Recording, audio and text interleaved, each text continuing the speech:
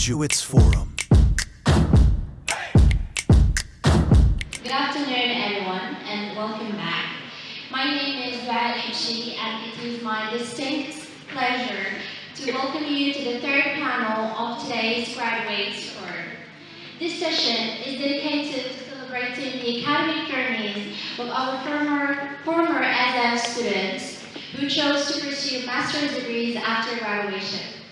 Each of them brings a unique perspective and inspiring story that reflects growth, ambition, and perspective.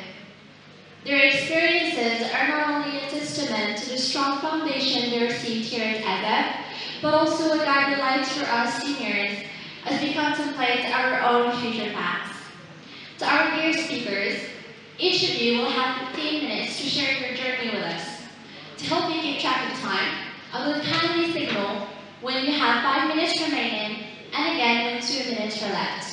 I truly appreciate your understanding and cooperation as we work together to ensure that everyone has their moment to shine while maintaining the smooth flow of our program. I advise you, dear audience, to please remain quiet, pay attention, take notes, and prepare your questions for later. To begin this panel, I am delighted to introduce our first speaker, Wissal Nafar, a proud member of the 2024 graduating class. Wissal is currently pursuing a master's in applied linguistics at the Faculty of Education Sciences in Rabat. Go ahead, Wissal. So, good afternoon, everyone. Hope you're doing well and hope that you had some good rest. So, first of all, walking back into the school feels like entering mainly a movie set. Except this time, I'm not panicking and crying over a final exam because that's mainly one of my habits, or I'm not actually running to make the latest modifications of my slides last minute before my presentations, because that's, again, one of my habits. I'm really honored to be here today and to speak with you, not mainly as a student, however, as someone like you who was here in your space or in your place exactly not so long ago. But first, let me start with introducing myself for you mainly to get to know me a bit better. So I tried to entitle my presentation my journey from chaos to clarity, I guess, because I'm still not sure if the path right now is clear or not yet. But I believe it's still blurry, but then future, I believe, will be full of optimistic things. So here I am, Wissal Nafar. I'm 21 years old, and I graduated from EDEP as part of 2024 cohort for mainly English studies. And I'm currently an applied linguistics student, a master's degree at the Faculty of Education Science in Rabat. And now let me take you with me on a little journey that definitely was not a straight road in a straight line. However, it was more like a GPS that kept saying, calculating over and over. So let's go back to the very first beginning. To be completely honest with you, joining ASAF and studying here, obtaining my bachelor's degree from the school was definitely not the plan. So I came from a scientific baccalaureate background. And like so many students back then, obviously, the plan was to mainly opt for something more traditional, maybe medical school, maybe engineering, I don't know, something simply full of equations everywhere, and a huge title, let's say, by the end of the plan. However, I eventually found myself walking through the doors of the Higher School of Education and Training. And obviously, my first thought was not excitement. I believe you can tell. It was confusion, it was fear, and at some point of the journey, it was regret.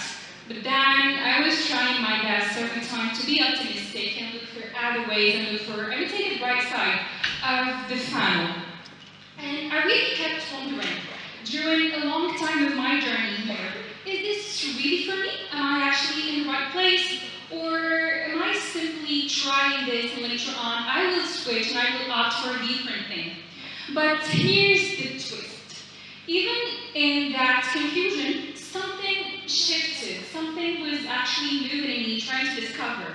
And I did not shut down, despite me doing so sometimes, a lot of times, everywhere, shutting down. But then I got curious, and I was trying to ask different questions, exploring possibilities, and trying to offer different opportunities. So, what's mainly education? What is teaching really? What does it mean? Is it to communicate or to impact? Because at the beginning, I thought teaching was simply sitting or standing up in front of a board and just talking. But then recently I discovered that it's not only about that, it's also about crying over lesson plans and trying to make the perfect essay, not to get it down right. So that was mainly my journey at EDF. I tried to explore, as I mentioned before, different things. And I tried to say yes to different opportunities and chances. And one of those different yeses that I said was mainly for teaching. So during my first year, I joined a club that I believe it's not anymore here at EDF, that was called Sharik, or Sharke, if we want to mainly call it the name in English. And I used to go to orphanages to teach there as mainly a volunteering teacher. And the experience there was honestly speaking great. And I tried different positions, mainly at Sherry.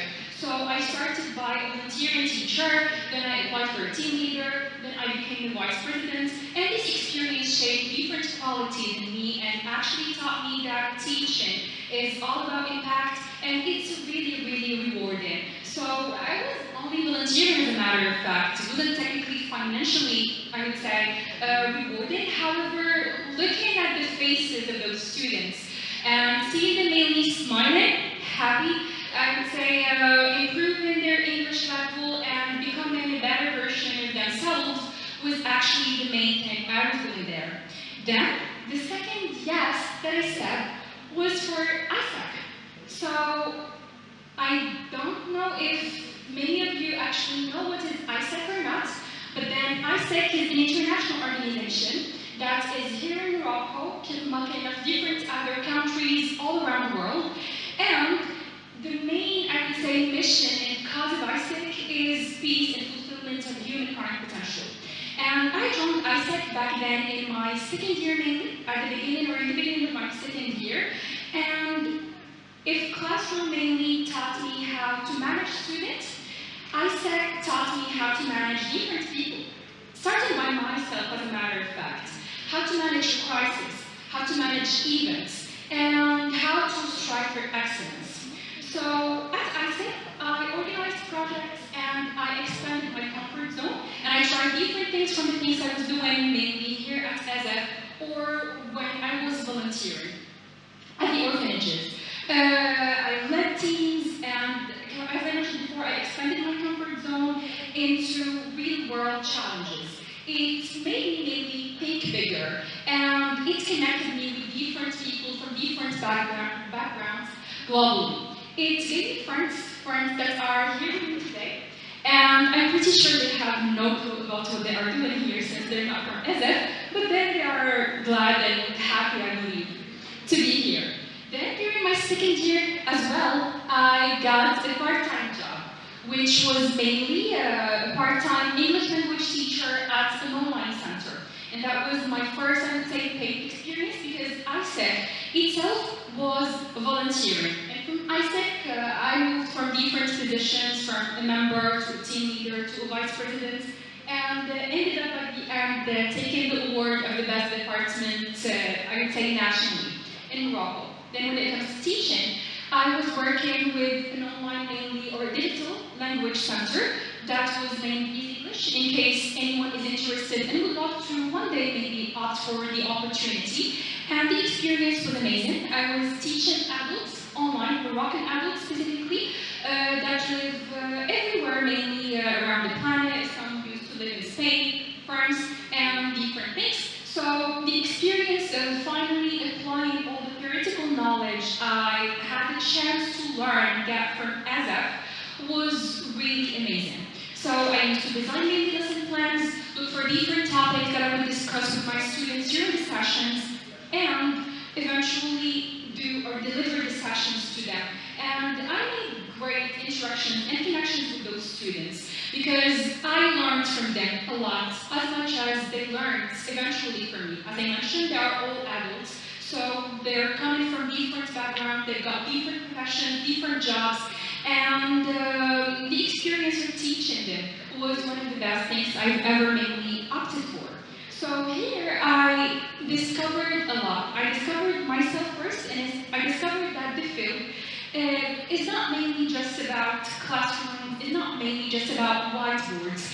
It's about people, it's about growth, it's about language, and it's technically about identity and culture as well, since we're teaching English to students. So suddenly, this unexpected, I would say, path started to feel like a new kind of purpose to me, and this place mainly shaped me. So from the different presentations that we delivered to the public speaking context that I was not part of because of sickness, I believe, majors, that's more or less define who I am. But yes, between group projects and that nearly, by the way, ended my friendships with different people, to professors who asked me to slow down my pace during every presentation because I used to speak too fast, and to write in essays properly, eventually, I learned a lot. And yes, I started, I would say, confused, but somewhere in the way, or around the way, I fell in love with teaching, and I fell in love with English more and more. And that was mainly a few pictures that some of my experience here at EDF. Now let's move to summer after graduation. That felt like stranded literally at the edge of a cliff with no parachute, unfortunately. Sadly, there were no more emails from professors and no calendar full of classes. However, unfortunately, just me and my laptop and my mother asking me every time, so what's next? Did you apply for the master's degree or you did not? And yes, that's the mother in question, as a matter of fact. So yes, I applied for literally everything. Every single existing master's degree, I went for it because I was really scared and afraid to actually run out of options and end up jobless, I would say, or simply stay at home for a whole year not doing any single thing in my life. And in that chaos of applying for everything and sitting for different. Okay, so that was the summer question that I was expected, and that was the summer I found myself in. And I had this note in my phone that had a different master's program that I used to apply for, so I was trying to mainly stay organized and make sure I eventually applied for every single one. And I sat for 5 mainly entrance exams from the ones I got pre-selected in. And alhamdulillah, eventually by the end, I got accepted in 4 master's programs from the 5 I sat for and applied for. And I was, after that, really confused about which one to choose. So I was accepted at the one I'm currently at, applied in the 6th master's program at the Faculty of Education Science in Rabat. Then another one of translation at the School of in Tangier, another one of English for specific purposes at McNass, and another one at NS Rabat of TESOL. And of course here where I come back to my professors like every time, so I was running from one professor to another, trying to seek for advice and trying to, I would say, simply see which option is better for me. And I finally opted for, thanks to the piece of advice provided by my professors, for the applied linguistics one. And that's mainly my journey currently, or that's where I am currently. The journey is going really well, and I don't really know what the future is having for me. However, what I'm sure of currently is that this master's program is providing provided me with great knowledge, and it's really provided me with everything that I need to pursue, I would say, the dreams that I'm dreaming of and looking for. And let's now talk about the future. So now, what's maybe next? I still have big dreams, and maybe a second master's abroad is the thing I'm going to opt for next. Or maybe launching my own business, simply a coffee shop where people should order in English and simply read books in English. Well, I really don't know. Maybe getting married and simply stop working and becoming a housewife? Yeah, but then I don't know. Maybe writing a book about survival story? Okay, so the point is, I'm simply not done yet. And the future doesn't need a perfect plan, as a matter of fact. It needs patience, it needs mainly persistence, it needs you to be resilient, and to never actually give in and take whatever thing that comes in your way. So in case you're actually sitting here today, unsure, maybe scared, maybe overwhelmed with everything that's going on recently in your life, trust me, we've all been here one day. And here's the thing, you've got the tools, you've got good people around you, I guess, and you've got the spark to figure it out. So trust in yourselves, trust in the opportunities you've got, and keep mainly building your own stories. And thank you.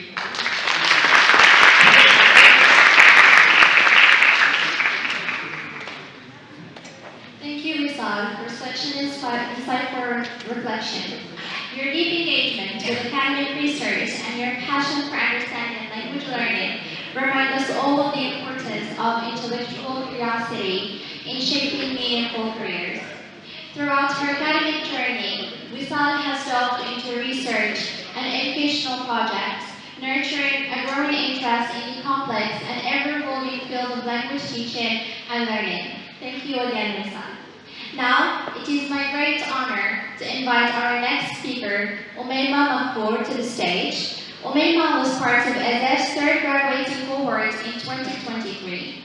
Following her graduation, she transitioned into a master's degree in translation and cross-cultural communication at Harun Mahlis Faculty in FES. You're welcome, Umayma, to share your journey with us.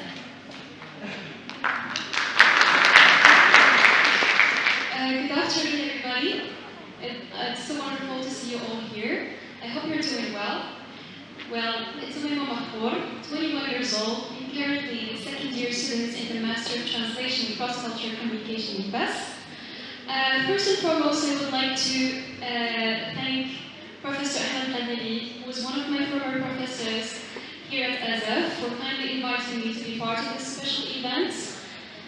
To be here today, to this dear place that holds countless memories, holds so many memories, and I'm having so many emotions right now, nostalgic and so emotional. And it's so great to see my former professors once again. It's truly special.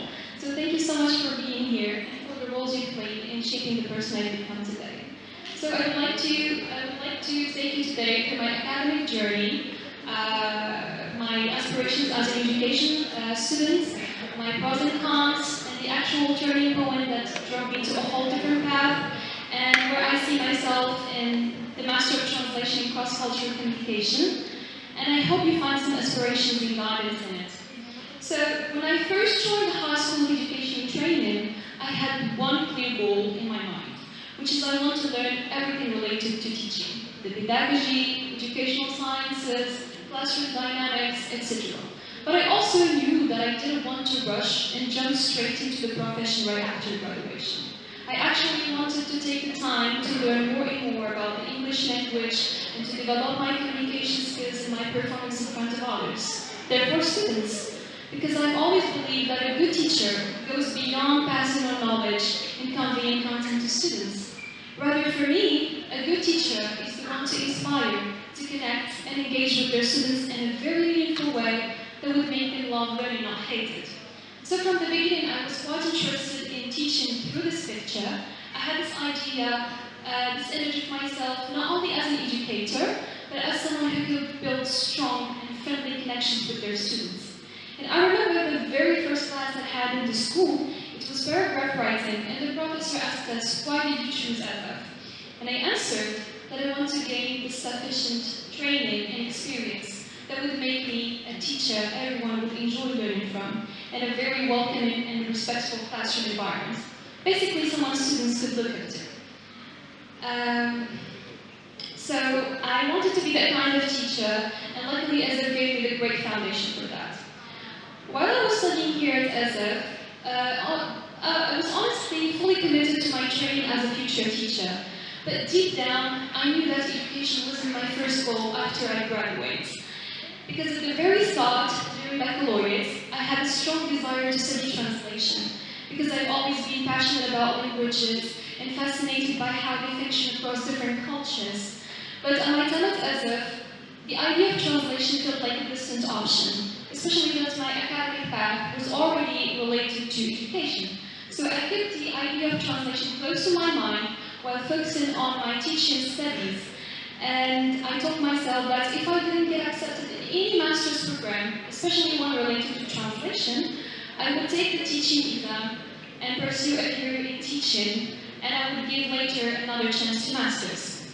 As for my expectations back then, I thought that continuing in translation would be an exciting and interesting experience, one that would allow me to explore new areas of knowledge and give me the tools to connect people around the world.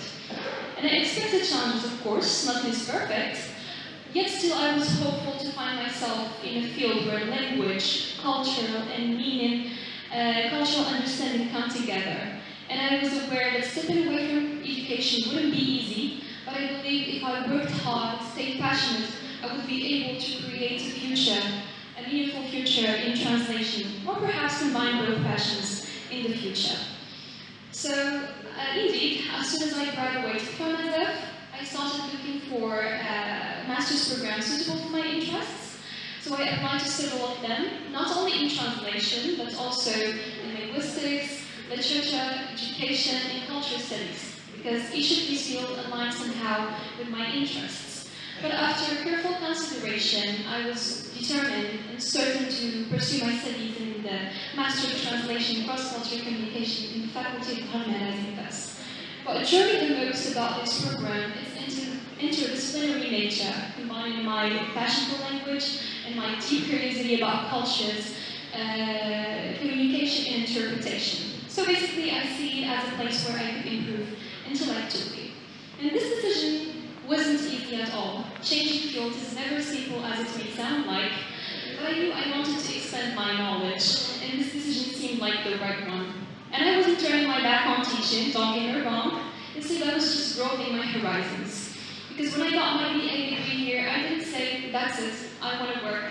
Totally the opposite. I knew I still needed to be more knowledgeable about the language to be more effective in the field of employment.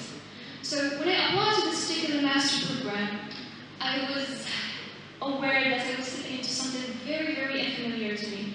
Though I was doing a lot of research about translation just to learn the basics, but I was really, really nervous, especially knowing that many of the participants may come from a background in translation or other fields that are close.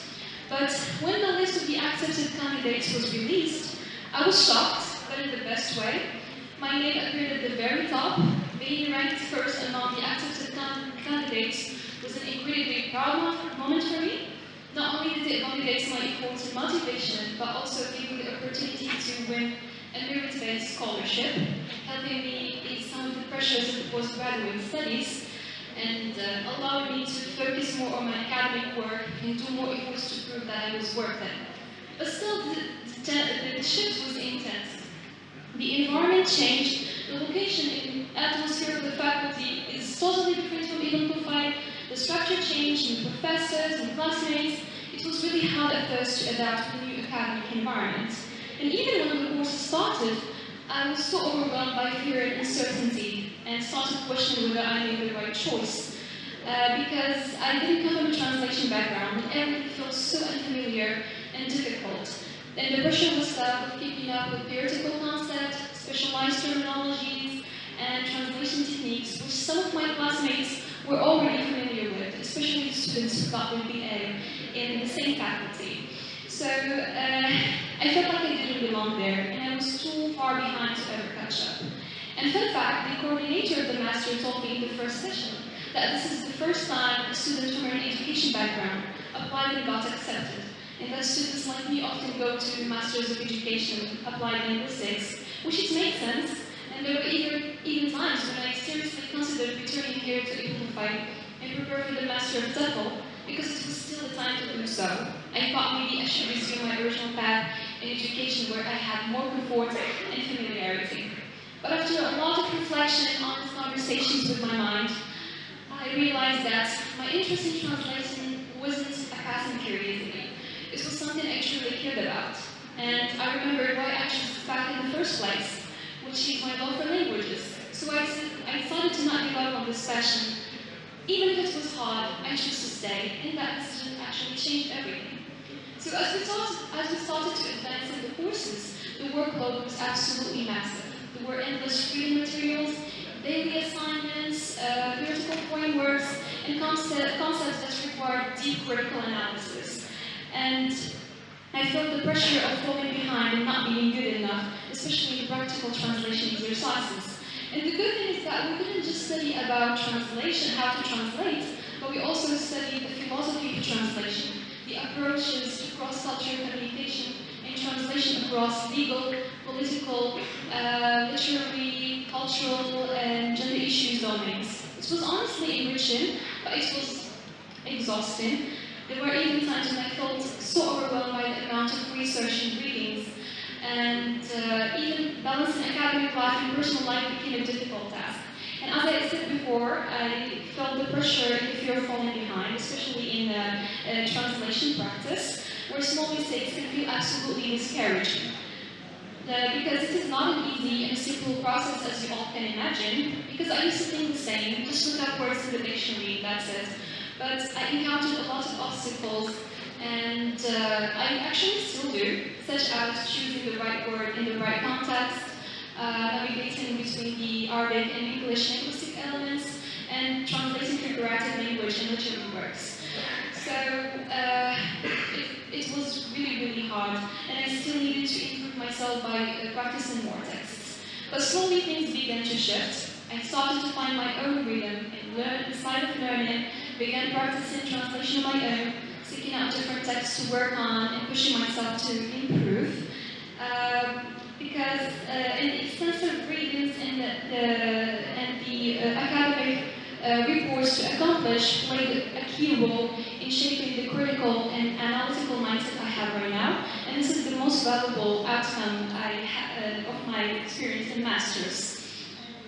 So right now I'm working on my Master's thesis entitled Tangier as a Site of Displacement, translation of an analysis of Jumana al-Bogas by Mohammed Broho. I translated it as Jumana, the Legend of Tangier. It is actually a rewarding project for graduation, where I get to apply everything I have learned, and it's actually a perfect blend of everything I love, and it's going well so far, hopefully. So having the opportunity to hold two diplomas, is one in education and the other in translation, is something I consider a true privilege, because each of these academic paths has shaped me in unique and valuable ways. My background in education gave me skills that are not only essential in teaching, but also deeply relevant in any field that involves convening meaning and connecting with others.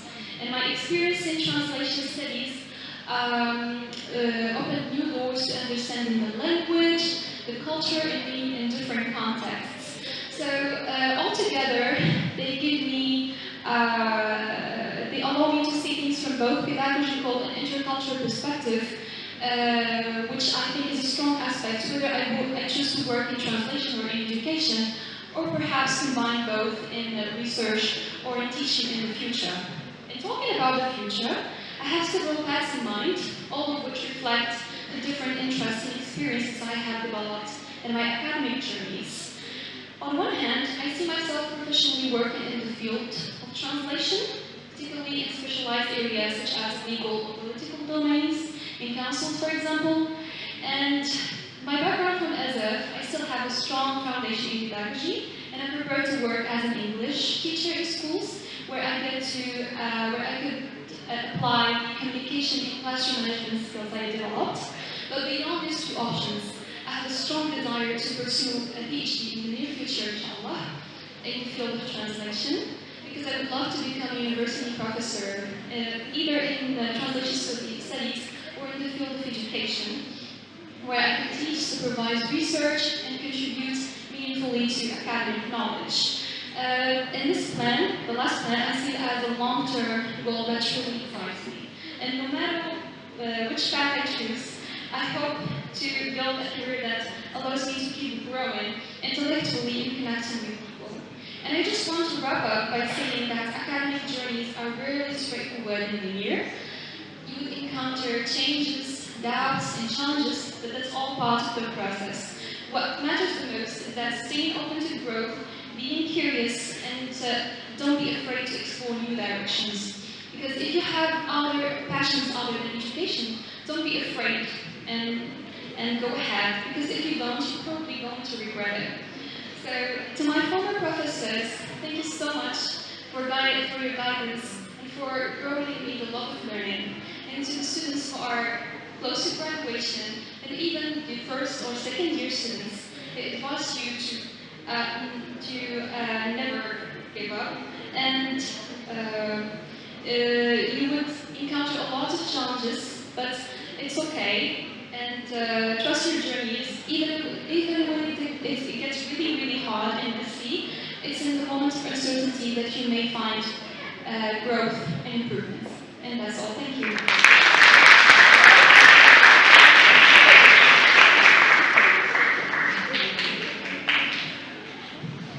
Thank you, Omema, for taking us through your transformative journey with such sincerity. Your experience beautifully illustrates that stepping into new fields requires not only courage, but also the willingness to continuously evolve and embrace change. Omema's academic path is a powerful testament to adaptability, growth, and perseverance. As she navigated the challenges of shifting from education to translation studies while honing her linguistic and cultural expertise. Thank you again, Omema. And before we move on to our next speaker, I invite you, dear audience, to please remain quiet so that we can learn and benefit from our alumni's experience. Thank you. I am now honored to introduce Essia Amori, a member of the 2024 graduating class. Essia is currently pursuing a professional master's degree in translation at the prestigious King Fahd School of Translation in Tangier. The mic is yours, Essia.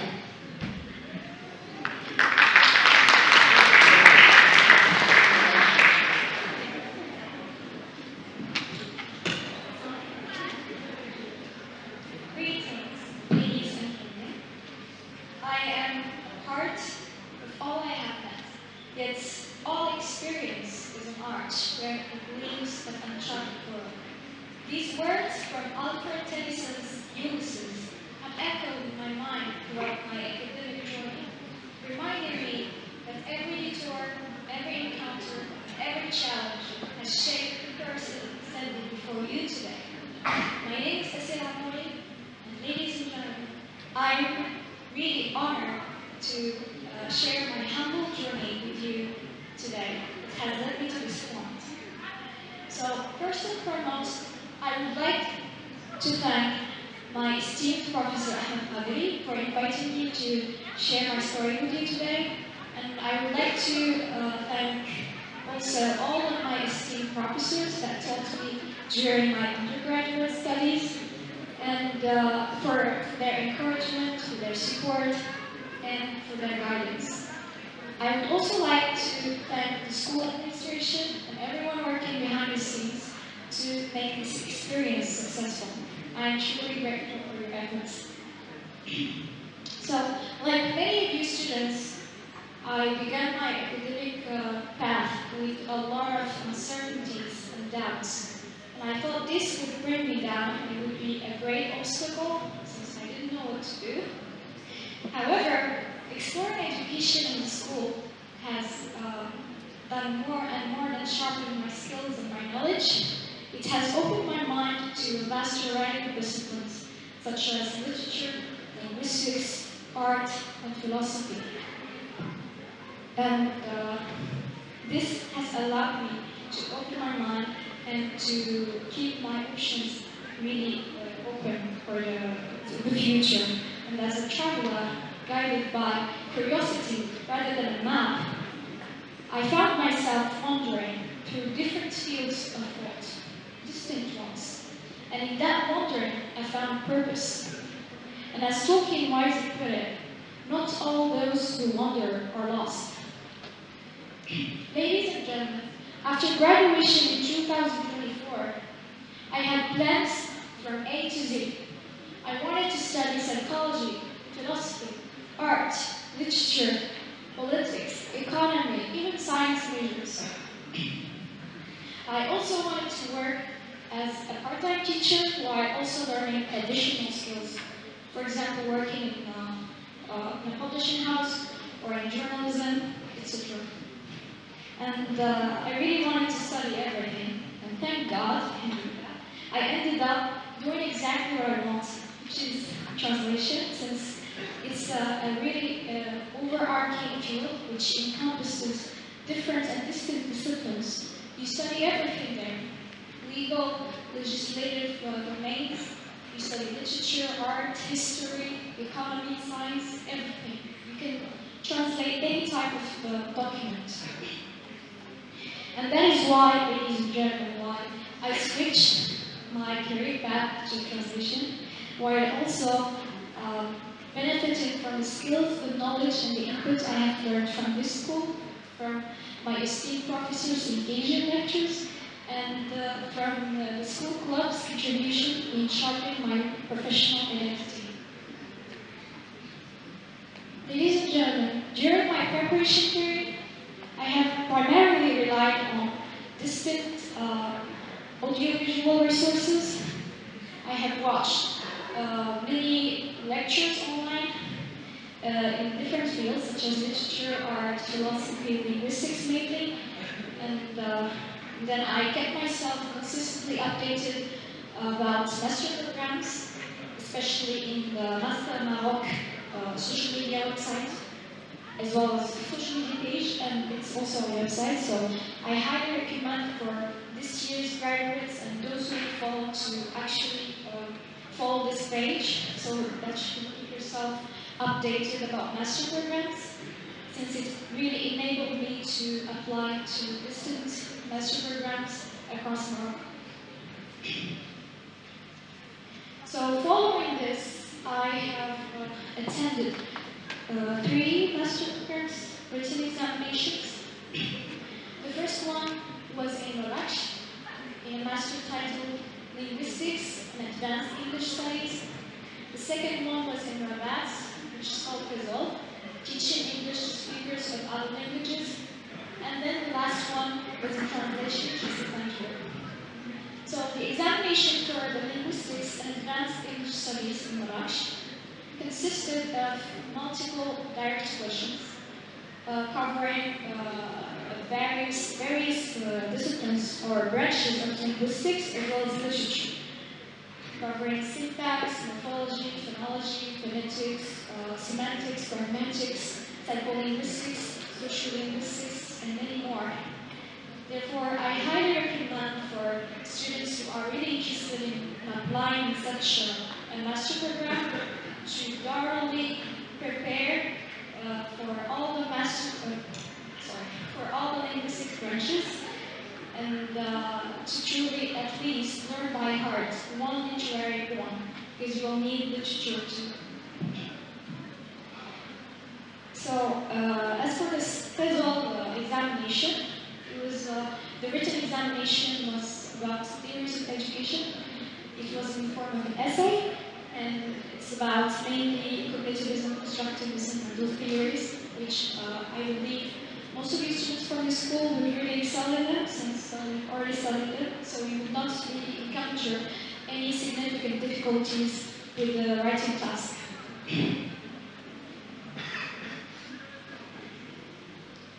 Additionally, I attended the entrance exam for the translation for King Fahd School of Translation in Tangier. moving from one language to another. And the topic of the translation tests were about cultural heritage and digitalization.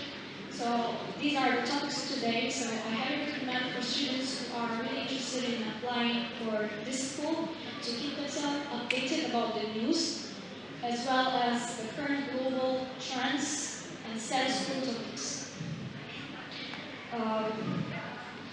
I believe also you should prepare for the translation task. Try to at least practice one sentence or a few sentences, moving from one language to another to figure out the sentence structure, word order, moving from one language to another.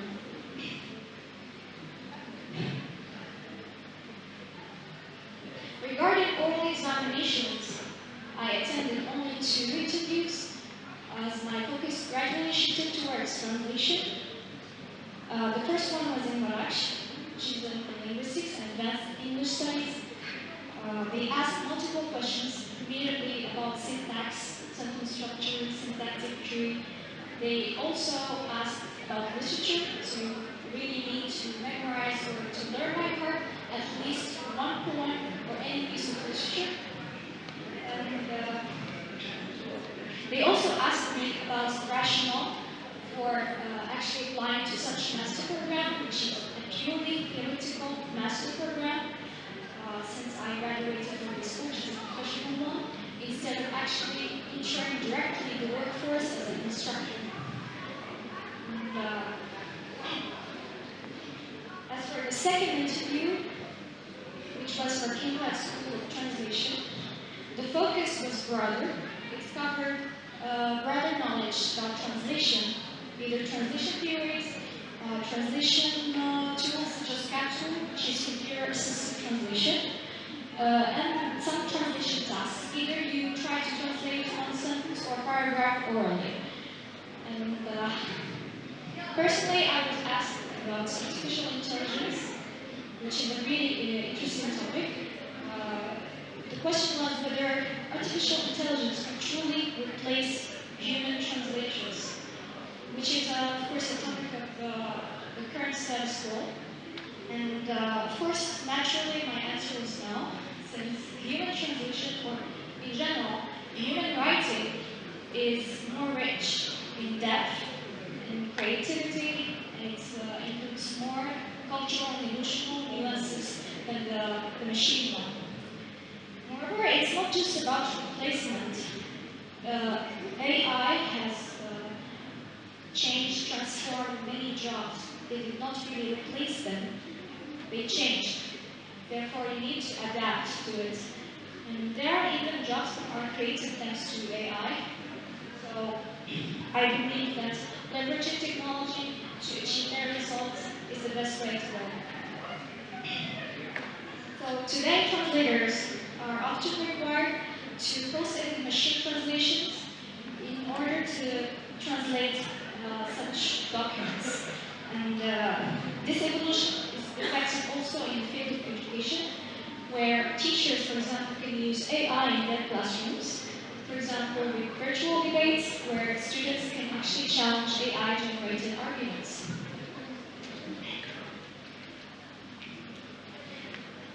Ladies and gentlemen, it is my honor to present the school in which I'm enrolled, which is Kinglad School of Translation. It is a translator training program established in 1986 in this multilingual country, exactly in Tangier, and it combines both professional expertise, which is done by an internship in each year, by the end of each year, plus theoretical training based on translation studies, theories, and methodologies. So, this school encapsulates two departments, with Arabic being the initial language, in addition to a secondary language and a third language. There is also Spanish, English, French, German, Tamazight, Chinese, etc.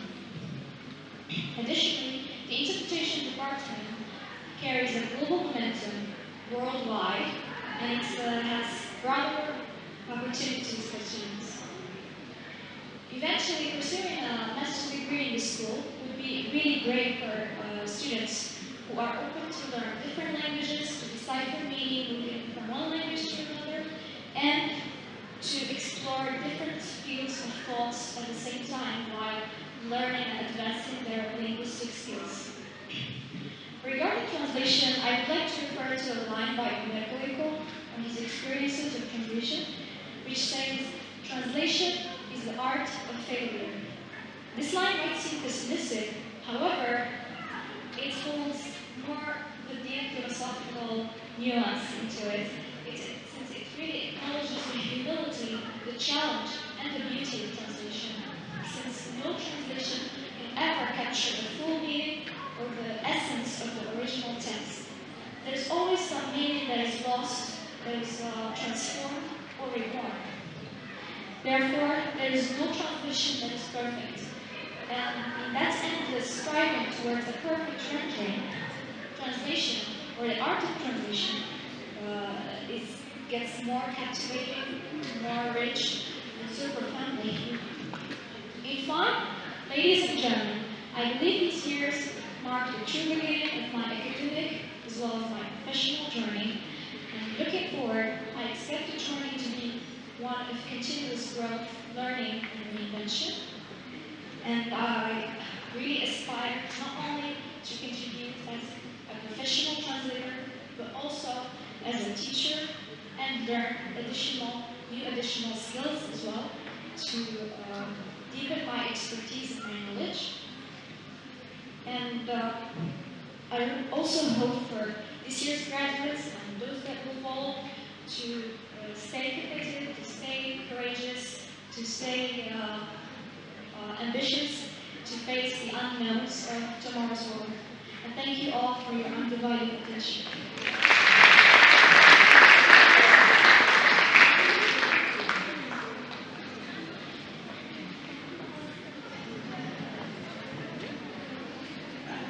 Thank you, Asia, for sharing your inspiring journey. Your ability to adapt, to explore new academic identities, and to forge a path aligned with your aspirations is a true reminder that every step we take in our journey shapes who we become.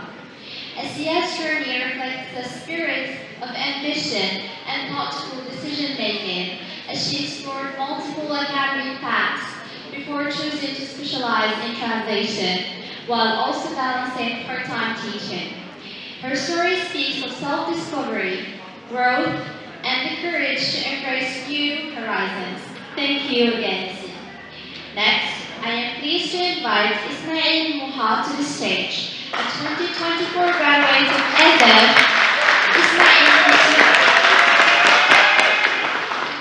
Ismail pursued his master's degree in linguistics and advanced English studies at Qadi Iyad University. The floor is yours, Ismail.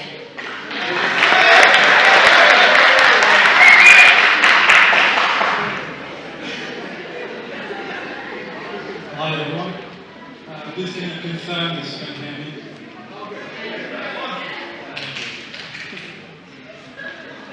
Ladies and gentlemen, it is by no means the adherence to already established academic norms is not really my motive to extend my gratitude to my professors, because I sincerely thank them from the bottom of my heart for everything they did for us. Some of the areas in which they had benefited us I have realized while I was still studying here, and some started paying off later on. And that's why I say thank you. Thank you for Professor Qadri first for organizing this event and for inviting me as well. Thank you for the guests. Thank you for coming here.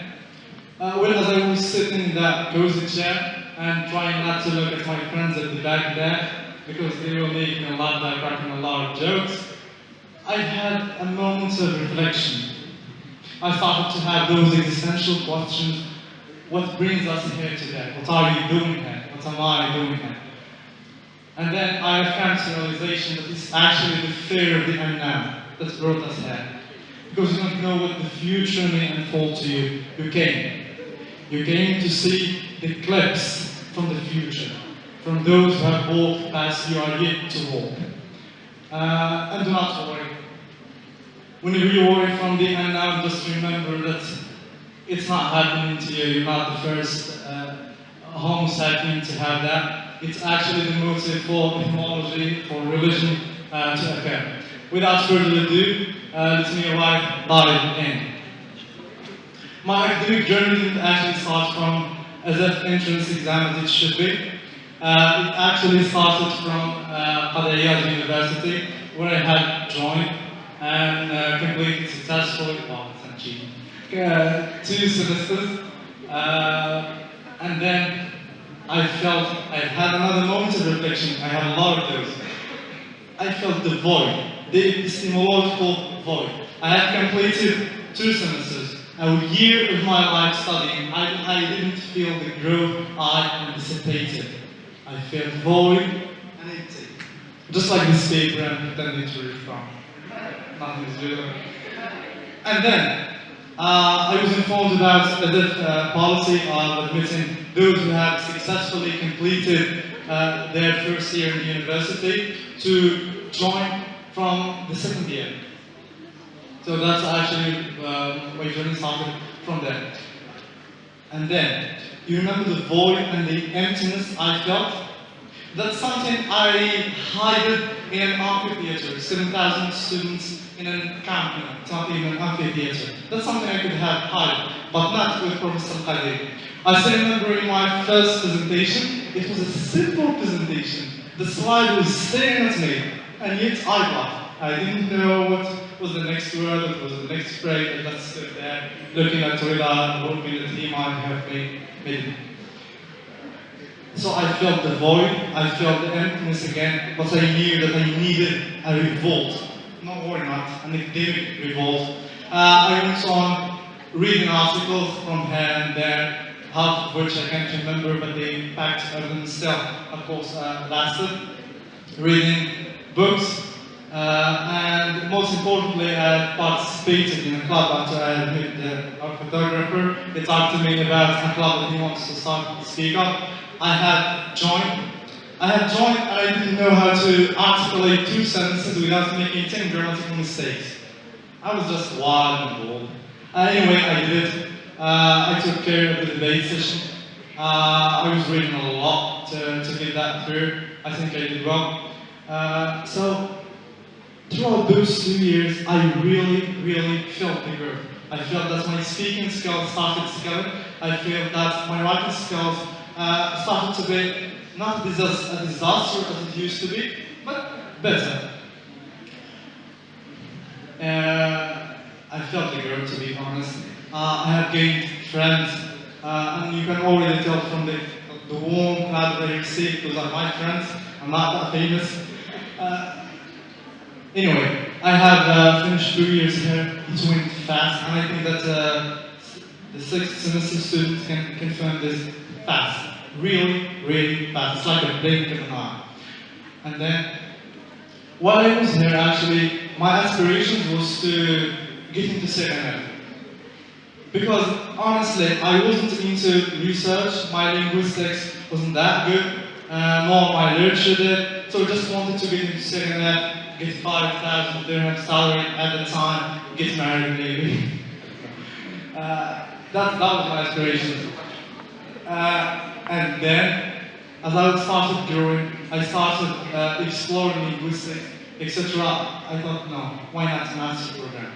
I became greedy. From someone who couldn't form 2 sentences without making 10 grammatical mistakes, now he wants to get into a master's program. Not any master's program, but in linguistics. Yeah, that's greedy right there. That's human nature. Anyway, I have got my BA, and then I will jump right into the application to master programs. An easy job it seems, but I really failed in that because when faculty or school announce a master program, for example, in class when they have announced, there are a set of prerequisites and requirements. For example, a document they have asked for that you have completed 2 years after your baccalaureate with your BA. I didn't have that, so I didn't apply. some my classmates, they applied even though they didn't have that paper. And they were admitted in, but they didn't. So that was a failure. Also, my grades were decent, let's say, so I ensured that when it comes to the pre-selection phase, I would make it. Good morning. No, I didn't. In the TEFL master program here, the pre-selection list was 200 meters long, 7,000 names. I kept scrolling, my name in there. Muha is not there. It was a humbling experience, to be honest. So do not rely really on your grades. It makes sense that you will get in, but not 100% of the time. One thing that I want you to know for sure, and that I have now also, is that AZ prepares, enables us with a lot of skills, public speaking, debating, how to deliver presentations. Of course, you are privileged when it comes to joining seminar, but when it comes to linguistics, when it comes to cultural studies and other matters, you are not privileged. Face it. Go, that summer is not yours. That summer is for preparation. Go pick 5 completed books in different fields related to the master and aspire to complete your postgraduate studies in, and read, read, and read. Prepare for all exams. I hope that your speaking skills are quite good since you did a lot of presentations here. I did a lot of that. I got into linguistics and advanced English studies in Marrakesh. I'm waiting for that date. I got into that. I read a lot about linguistics, or at least I thought I did. And then my first class with contemporary trends in phonetics and phonology, it seemed that everything I had studied throughout that summer was just the basic that the professor was talking about to start another optimality theory in school. It's not complicated. So yeah, it was really complicated. Everything I had studied for, of course, enabled me to get into the master program, but it couldn't take me more farther than that. So it's hard work again and preparation. Thank you to AZ because we have delivered a lot of presentations here, and in master programs, whatever it is, you will deliver a lot of presentations. So I am quite good when it comes to that. I only go and revise whatever topic I am asked and required to deliver, and then I go there and improvise. I'm good at that. I think I'm showcasing that also. So that's something I have picked from AZ, thank God.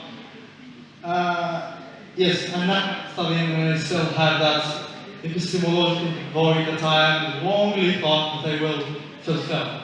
It only grew deeper, and I've only come to realize how big and deep it is. And along it came the existential void that all of you are having. You're not unique, everyone had that existential crisis, that existential void and emptiness within you. Is the meaning of all of this, is the meaning of all of that. We all have that. It's something that maybe this generation suffers from a lot. But keep your faith in God, come with the philosophical, so it's not as Beckham calls it. Anyway, the void, the epistemological, existential, professional, whatever it is, it's not there to be fulfilled. You will never do. Just come to appreciate the void, the emptiness within you, try to do better and grow. That's it. Thank you.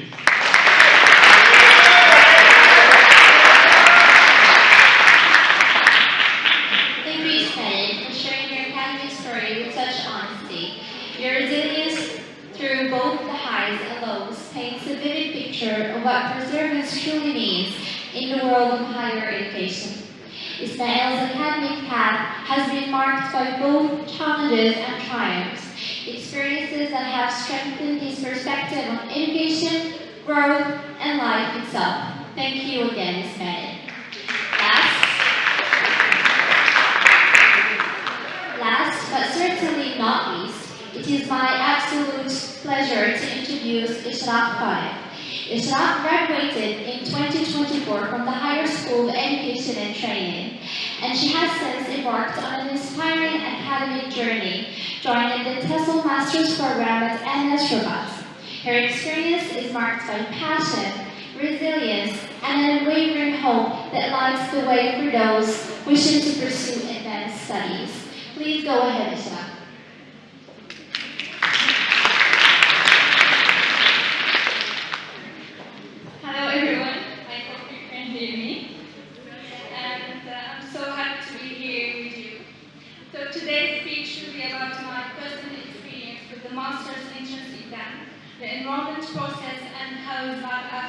graduating from ESSEC. So I don't want this speech to be about my personal achievement or what I did.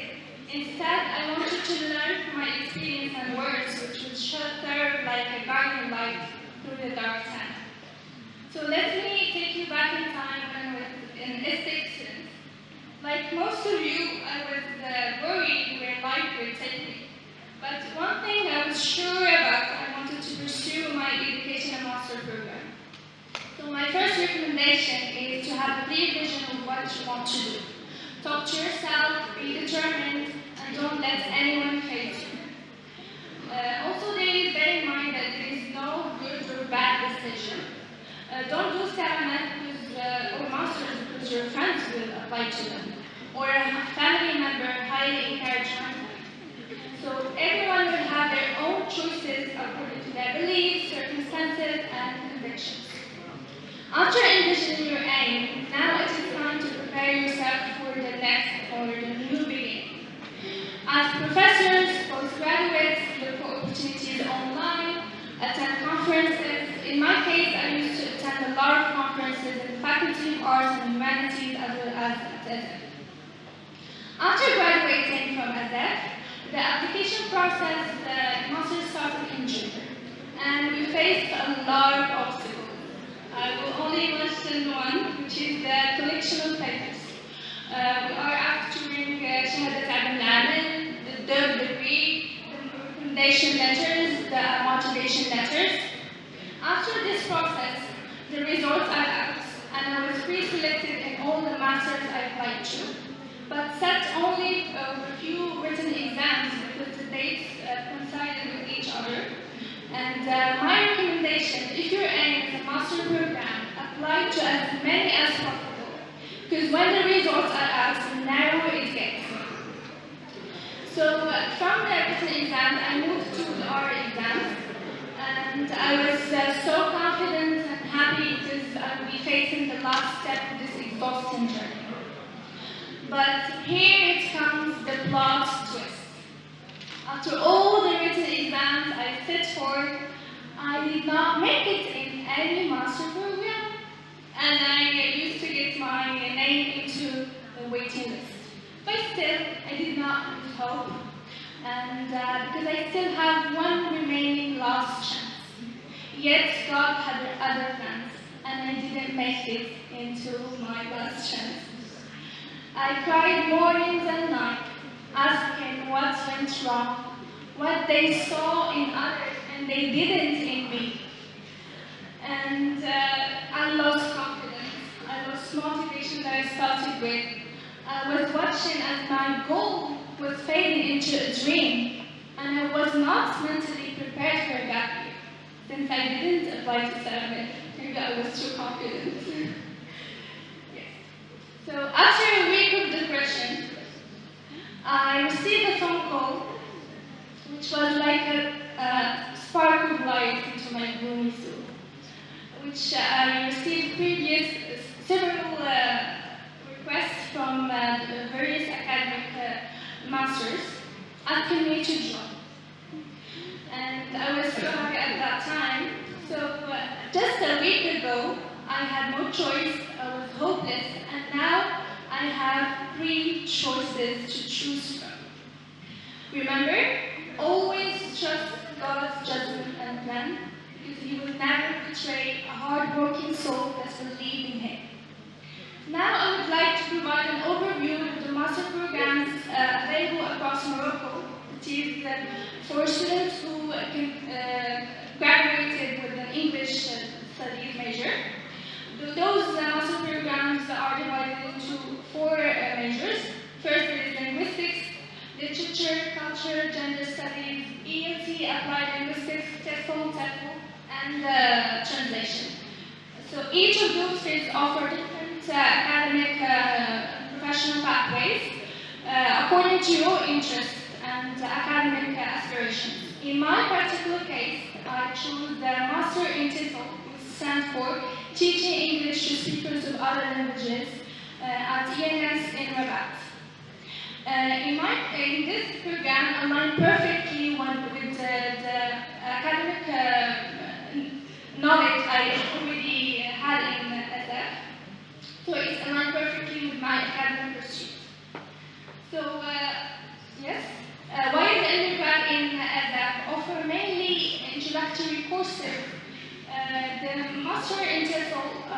into more specialized and advanced areas. So students are required to engage critically with the pedagogical aspects when it comes to professional and academic careers. So we are studying second language acquisition, educational psychology, sociology of education, assignment assessment methods, curriculum design, English for specific purpose, and research methodology which is related to language teaching. So for the mode of work, the master in TESOL maintained a similar approach to the one at TESOL.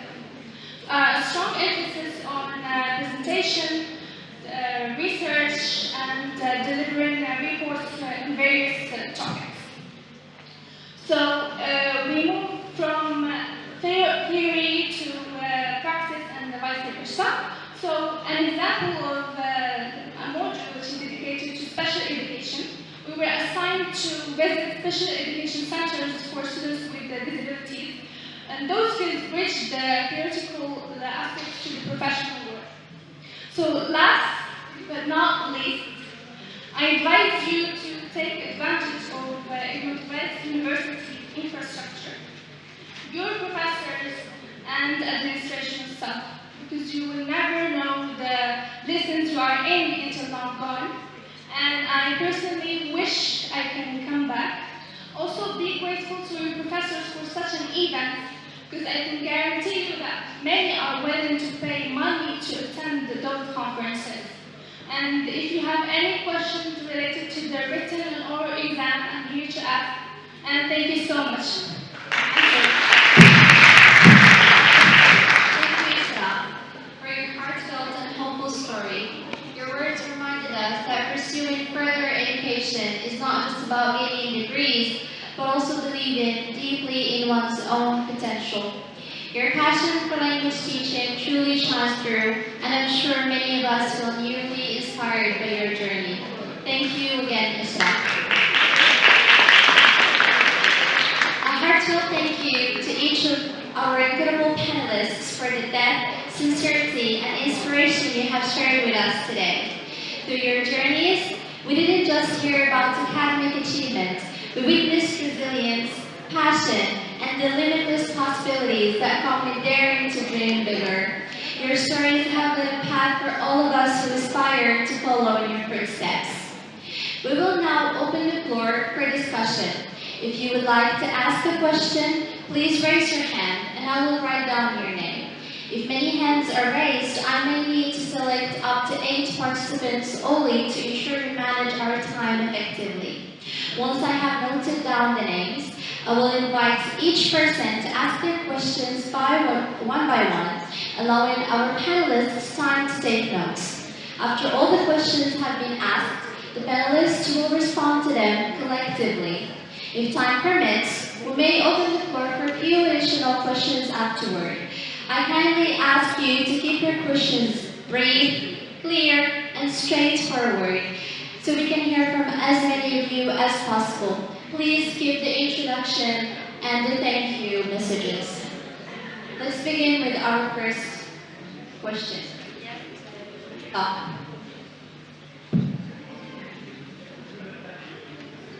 Sanya.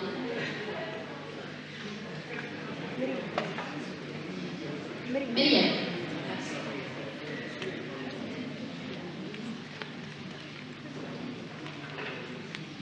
Yes, can I have your name?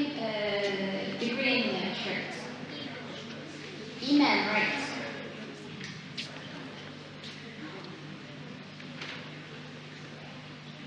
Yes, Shayma.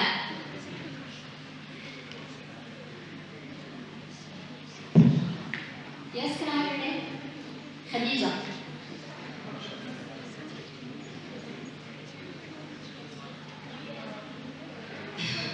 Can I have your name, please? Reda.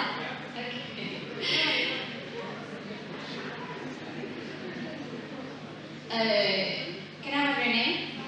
Sarah. Okay. So let's start with Huda. Please ask your question.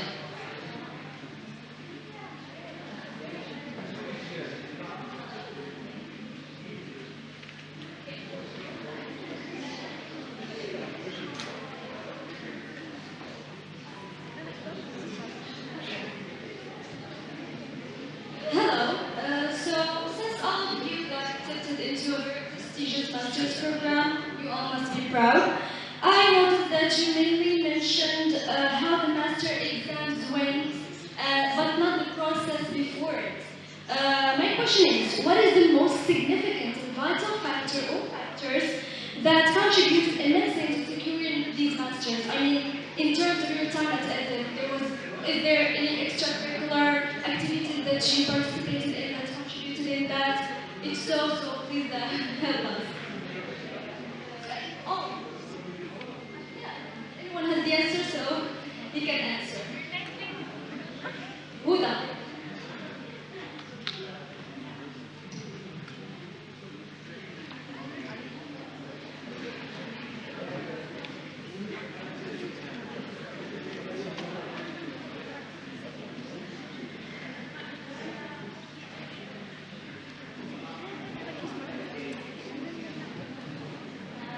Thank you so much for sharing with us your stories. I have a question for Wisam and Snail. Concerning linguistics, we are aware that we study here concerning linguistics is different from what you study in your program. My question is, to what extent does what we study here in linguistics differ from what you see in your program? And I have another question for the fact translation. I'm sorry.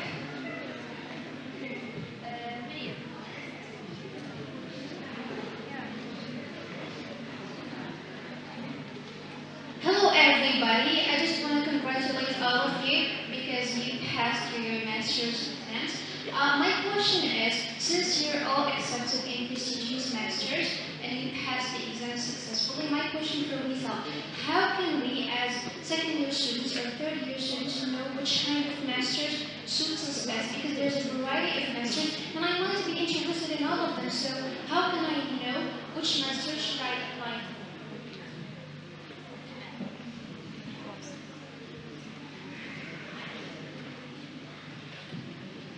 Hello again, everyone. My question actually is to all of the esteemed guests. I want actually to inquire about the master program here at Ibn Khaldun University. I've noticed that all of the experience shared today were negative somehow. So we would like you to elaborate more on the master program offered here at Ibn Khaldun.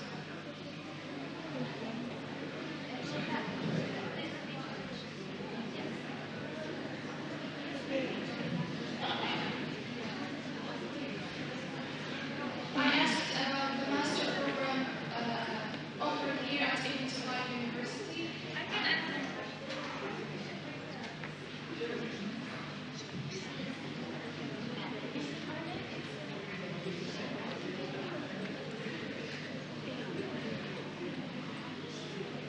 Hi everyone. Well, I just have a very simple question and anyone can answer. So the question is there like a possibility that you can apply for a master's degree and go for SAM at the same time?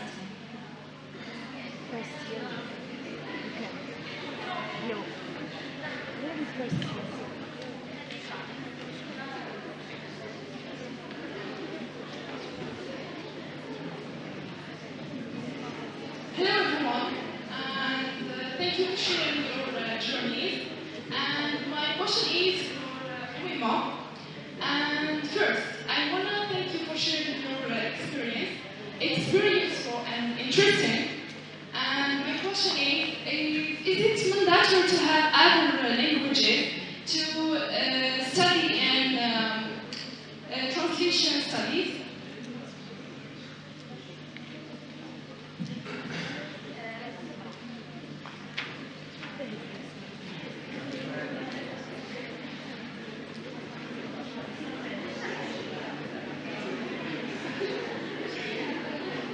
Yeah.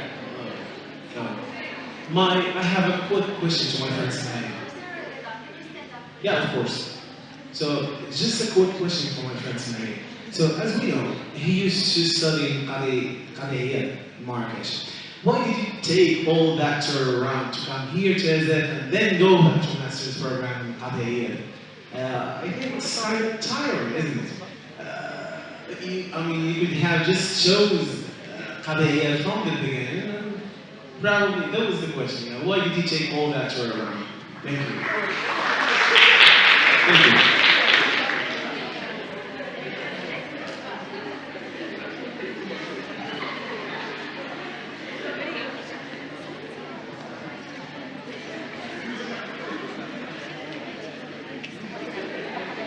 Thank you all for sharing your experiences and insights with us. My question is, do you think that it is possible to balance studying for a master's degree and having a part-time job at the same time? Does this schedule allow it? It's a question for all of you.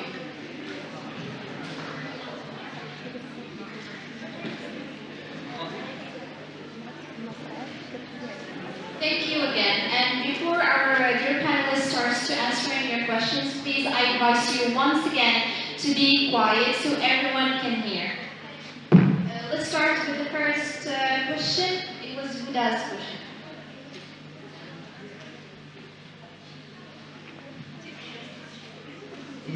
Please, just to be on the same page, you asked about what is the most vital aspect that contributed to being admitted into the master program.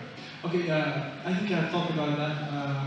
But yeah, anyway, it's actually, you have first to realize that what we have studied here, it's not enough actually to be admitted in any master program. So it starts with realizing our ignorance about whatever field we want to get in.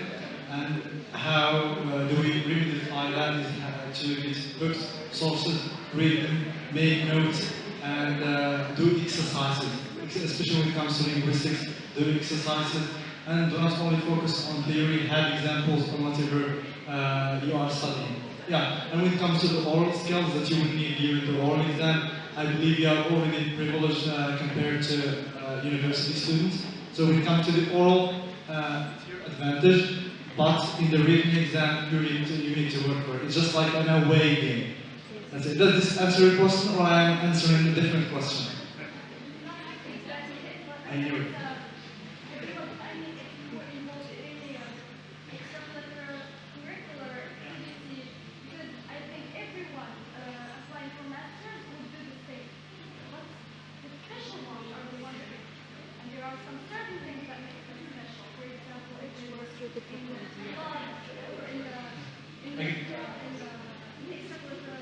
Yeah. Okay. Yeah. Concerning that, I actually was part of Speak Up Club. Are you paying me for this? I was part of the Speak Up Club, and I think that helped me really with my oral skills when it comes to public speaking, debating, how to construct arguments, and of course to defend whatever you're saying in that oral exam. I think that's the important thing. Also, reading, I read, you read, but it's not really the same way. It depends on how detailed books you read, and you need to make notes. It's important to make notes. Otherwise, you'll just forget half or if not all what you have studied. Does this answer your question, or I'm answering again a different question?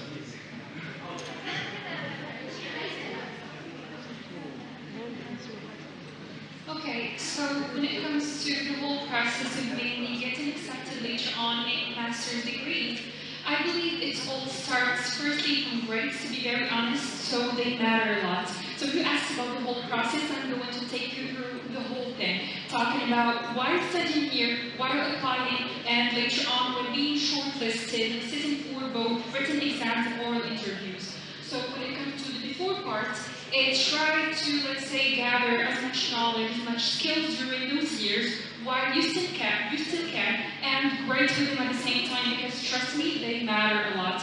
And for you to first, I would say, go through or be shortlisted, you need grades for that. Especially that plenty of students, either coming from bachelor's in education, the ESEC or MS, and even the faculty of literature and letters, they all actually apply. So you will find that later on your students applying to literally thousands of students. So particularly knowing who that is, what they know, what they can actually acknowledge is first a right application. So when you're trying to register, do that right, pay attention, make sure everything is well for you to actually register with the PDFs, with the folders required. If ever you need to actually go to that school and see the folder directement, so do so. I mean, travel, that's your future, and literally. then do things right. And grades are actually very, very important. Later on, when the lists are out for the pre-selected students to sit for the written exams, here I would say the big preparation starts. So try to gather as much knowledge, I would say, about, let's say, previous exams, previous written, I would say, crowds, the kind of like the concours, or try to maybe ask students. There is now LinkedIn, there are plenty of Facebook groups and plenty of other things. So try to connect with people from those master's degrees and ask them about simply tips how you guys managed to get in here today, or simply try to previous papers or written exams. Try to, let's say, the homework on them, maybe ask professors for feedback, especially that most of the written exams we sat for were essays, as a matter of fact. So here, obviously, when correcting, they focus on both the content and the structure of the essay you actually wrote. Then, if ever help can help, and still, of course, through the written exam, then here comes, I would say, the real challenge, and probably the most fun part about all of those things, which is the oral interview. So here for the oral interview, they already have, I would say, prejudgments about the level of the person you are through your grades and through the written exam. So here they want to get to know you more as a human being, as a person. What's the added value you're actually going to bring to that school, to that master's degree? So here it's simply bringing yourself and trying to, I would say, demonstrate your qualities and the person you are, but then not being overconfident while doing so. Most honestly speaking of the oral, I sat for 4 mainly oral interviews, and I got, by the way, 4 of them by the end all. So I tried my best to guide the interview myself.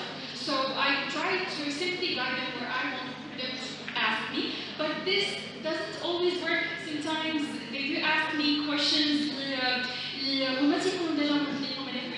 so for that, try to be humble, try to think us through, I would say, the answers. Sometimes we're not really sure of the right answer for that, but still try your best to come and still answer correctly, please if I'm wrong. And it's all about being humble. I remember when I was at King's the translation school at Tangier, they gave me a very weird sentence to translate. It was, the king is ruling de facto or something like that. And I asked what de facto means. And literally he said de facto is the brand, de facto. So, done enough for me, stupid enough for me, the translation as الملك ولا يحكم de facto. And de facto is only in a Latin word and it means in fact. So yes, it's all about being humble. I made plenty of mistakes. In other, I would say, oral interviews, I made other mistakes. But those mistakes do not actually identify or judge the person you are. It's really, really way more than that. So yes, I believe that's everything. And we talked about extracurricular activities, talking about clubs, organizations, events, what's everything that would be useful to you. I wouldn't actually advise you to join whatever club it is and join plenty of clubs because that's not going to be useful. I would say, select, be wise, and choose the ones that are going to be of good use to you, either in your field, either apart from your field.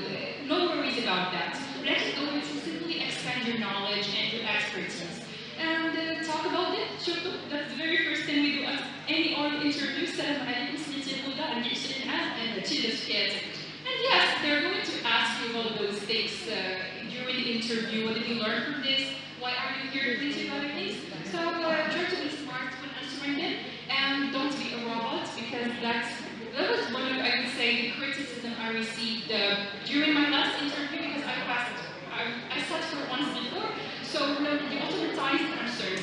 And literally, are you a robot talking to me? You seem very not natural. And that was traumatizing, honestly speaking. So yeah, these are one of, I would say, pieces of advice I can give you for that. Thank you. Okay, let's move on to the next question, which was asked by Samia.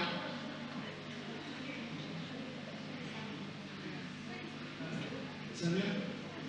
Let me sure. So your question is basically to what extent does the linguistical study in SF helps us to get into master programs related to linguistics?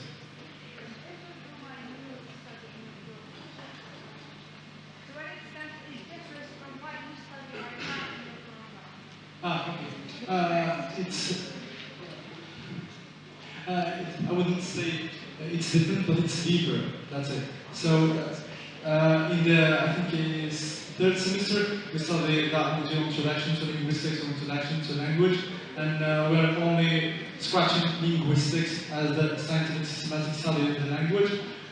We studied branches of linguistics, phonetics, phonology, semantics.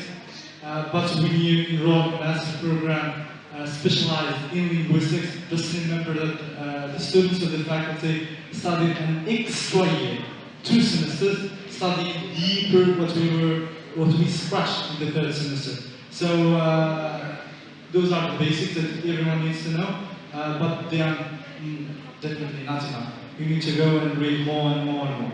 That's for sure. Next question was asked by Miriam. To whom Wisal?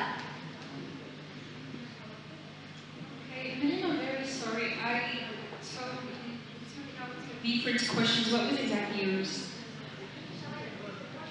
Just remind me of which one. Was it which master suits you better? Good, perfect. So, concerning this, there's no right answer for that. I can't tell you really which master's program will suit you better and in which you're going to, I would say, be comfortable and perform good and so on. Concerning this part, what I personally did, since I was lost and the thing that I'm still doing so far, that's okay. So I applied for literally every master's program. كنت جالسة على خاص حاجة كاملين في ماروك في ماستر ماروك توجيهات literally plenty of websites in which you're going to receive the latest updates and news about when faculties and universities give two programs ديال master. And yes, I used to apply for every single one of them فاش يخرجوا. I simply read, I would say, l'affiche اللي يحطوها عليهم about the requirements, what are the modules we're going to maybe study during the semesters, and l'encadrement filial. And whenever you have questions, then literally send an email to l'encadrement filial, the one I would say responsible about that specific master's program. And I, as I mentioned before, applied for literally all of them after gathering some information. I'm sorry?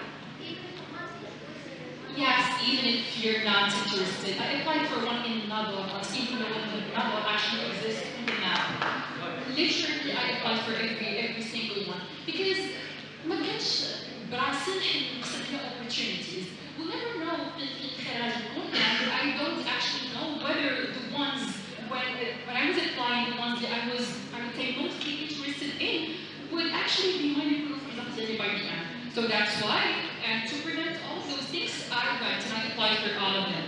And later on, I would say short after, so by the way, I tip for that. Do not apply and do not apply literally 2 hours and as you are applying. But simply for some time, so we start to apply, I would say in the middle, there are plenty of people apply and you're sure it works perfectly well and everything is good. And later on, the selection, the people who are called to sit for the written exam. So I went for that, and I believe, honestly speaking, the most interesting master's program when people talking about Rabat, talking about Tangier, I believe Meknes, Fes as well. These are really interesting master's programs, either related to literature, either related to cultural studies, either to translation, either to teaching as my applied linguistics. And I sat for them. I went through mainly the written to the oral. I tell you, I sat for the oral, I passed it. I actually started wondering. It's exactly like in Bach, just like in Bach, and you apply for every school.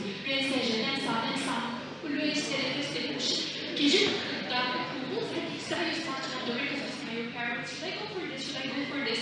Based on your ability, future plans, and many other things. same exact thing with master's programs. Except later on, I had four options in front of me, and I actually started wondering which one should I opt for, which one is better, gathering, I would say, connections, and I opted for that by the end. So just reflect with yourself. Next question was asked by Shayma, to whom you're addressing. So, Shema, your question was why you have a negative impression to the TEFL program that here in Notify, right? Actually, we don't. We don't have a bad impression. I think it seems. Yes, bad experience. I can explain that because when we wanted to apply for the TEFL and the master in Notify, our response was not did not appear in there. Response on education was not an option to choose there. So yes, in the platform, it was response on the English studies. That's it. No response in education, and we panicked. I said, why they will not accept us? Because TEFL is basically education. So we asked professors, and they say apply to English studies. We did, and also we applied to. It was a master launch here in Azaf. We applied to it, but it was not accredited, so it was cancelled. So people who applied to both of them were not accepted in the pre-selection in the Faculty of Arts and Humanities. You know, you guessed it when I said. So they were just not pre-selected. They had good grades. Many of us were not pre-selected. I was pre-selected because I applied to it first. So after the written exam was launched, they launched it the same day with Seramet. The exact same day. You either choose TEFL or Seramet, not both. So a lot of people again did not have a chance to even start for the written exam. And for the oral exam, I don't want to mention something that they were good. No, they were not. They were nice. Many had the high expectation that because we know the professors, we will be selected. But this is not true. A jury member was my professor, and he did not accept me. So that's why maybe you have a bad experience. But it's a good master. Many are accepted there, and they have a good feedback. So try, and maybe you will get accepted. That's it.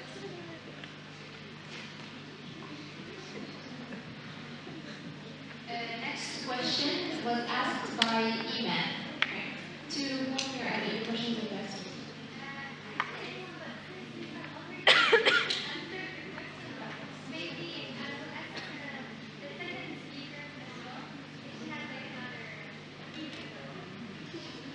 Your question is there like a possibility that we can apply for a master's degree and No, first year. I guess it is hard. It's either you're going to focus on your master's or on Sanana. Personally, I don't have this experience because I only wanted to focus on my master's studies. So I let Sanana an option for later. So I believe if someone wants to pursue a master in Sanana at the same time, it is actually really difficult to manage both.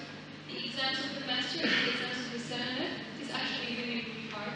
So I believe if you want to just manage your time, if you want to master, study a master and later Sanana, or Sanana first and later a master program.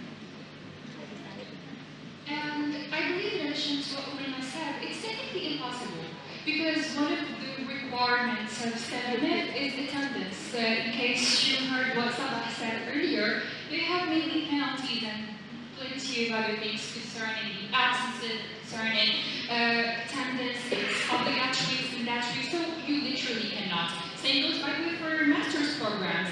Once again, presence is mandatory, you cannot be absent, and in case you were, that means lower grades, that means problems with the professors, in addition to the balance thing. So first, I believe that technically impossible, you cannot do both. Since I guess you need to clean your papers in one of those two, right? So either CNF, either actually master, talking about la licence directe, talking about all of your papers. So how can you do so? Clean original papers, which you only have one copy of, right? So I think you cannot do so.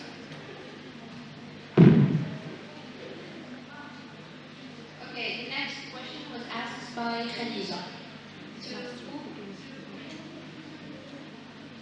First of all, thank you, Khadija, for your question.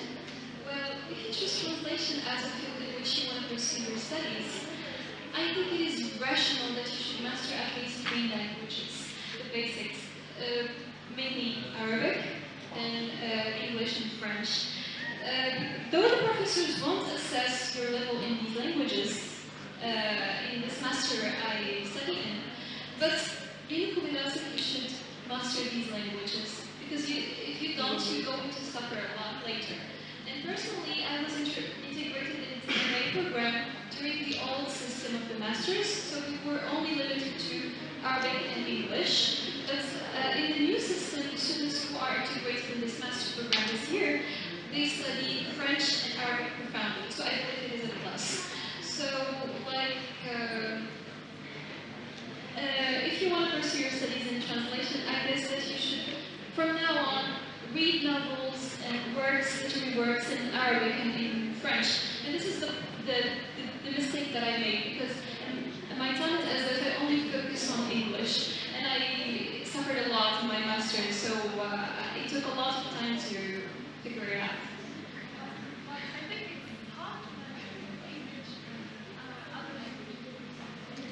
Yes, it is hard. Trust me, it is not. Like in your free time, try to explore works in Arabic, works in French. Just in your free time, like just a half hour a day is enough to master a lot of things. That's all. I hope I answered your question. Next question was asked by Yes, so, dear friend, but I think your question was why is it or why I have started in Qadiyya University and then I moved to the high school education and training in Kentra and then I moved again to Kentra. It's just a very serious fate, my friend. There is nothing we can do. But looking back at it, it seemed actually the best option at the time. Because as I told you in the university, in an amphitheater, it's very, very possible to hide your ignorance and to remain where you are without any work. That's exactly what I had faced in my first year. That's why I didn't feel the work. But here, where absence is not tolerated at all, where you have to deliver presentations, professors keep a close eye on you, and if you're lagging behind, you'll definitely be informed. Yeah, so I think I got the best out of this. And when it comes to masters, unfortunately, the school doesn't yet offer master programs specialized for those who graduated in English. That's why I moved again to Marrakesh, and because there is a professor whom I adore a lot there, my idol at the moment, Professor Abdullah. He's, yeah, that's why I moved actually. That's why I've chosen that master, because he's my idol. Thank you. last question was asked by Sarah to everyone, right? So who can answer your question? You can.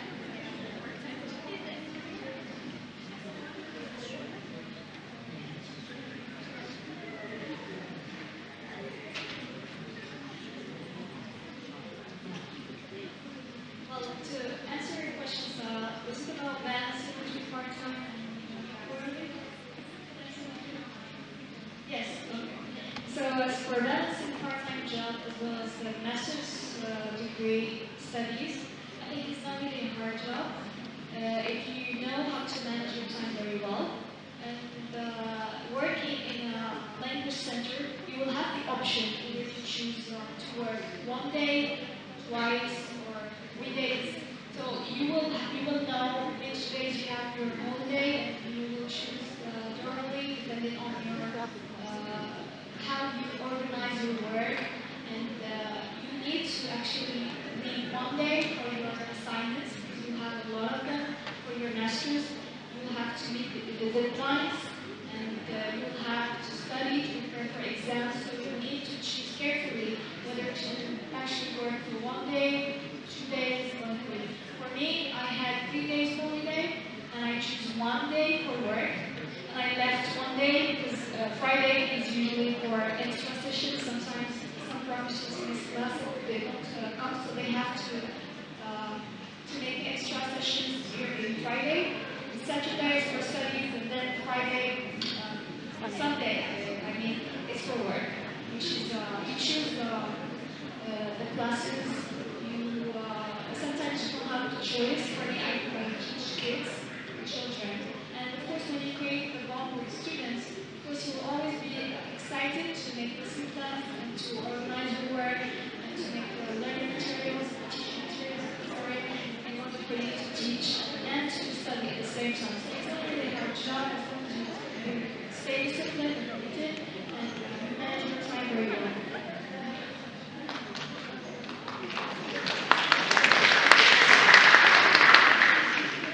Okay, so Essie talked about the offline part, and she actually focused on teaching children. When it comes to my experience, for example, it's all about online things, and it's about teaching adults, which I believe is more flexible, depending mainly on your schedule, depending on your master's program. The thing about this is that most of our professors definitely do not advise us to go for part-time jobs, saying that we need to focus on our studies, and I not perfectly, but that partially agree with that. However, sometimes it's needed to actually have a part-time job, either for financial reasons, either for simply having expertise, I would say, and let's say broadening actually your horizons and your knowledge. And in case it's a bit challenging for you to, let's say, work offline, it's pretty challenging, you know, you need to apply and many other things, and most of the time you teach children there or kids, which is something, for example, I really hate. Yes, I do hate it. So I really cannot go for that. However, when it comes to online things, they're more flexible and they're obviously way better. So when it comes to the process of actually getting that job, it's not painful. So we don't actually sit for plenty of interviews and the stage and whatever everything it is. No, it's not the case. And as I mentioned before, it's flexible. So instead of you, for example, sacrificing origin, الكود ديالك اللي غتجي something for 3 hours, then you 1 hour to تمشي 1 hour باش تمشي so تمشي كاملة تمشي. For example, when it comes to online things, that's not the case for them. It's just the house for Shira, let's say until 8 for Shira or 7 or whatever it is, simply from home. You deliver the session using your computer, a good camera, a good network, and I believe that's better. If not, depending on your schedule, working that's you can tell more flexible and it's easier on you. Unless you want, I would say, real life experience when you meet those people and teach them, I would say, face to face. Thank you again, Nifat. As we wrap up this enriching panel, I would like to extend my heartfelt thanks to our wonderful speakers for the honesty, insights, and inspiration they have shared with us today. Your journeys have not only informed us, but has given every student in this room a reason to dream a little bigger and believe a little stronger. To my fellow seniors, I hope today's conversations remind you that the path ahead is filled with challenges, yes, but also with incredible possibilities waiting to be seized. Thank you all once again for making this space of connection, learning, and hope. Let's give our panelists a final warm round of applause.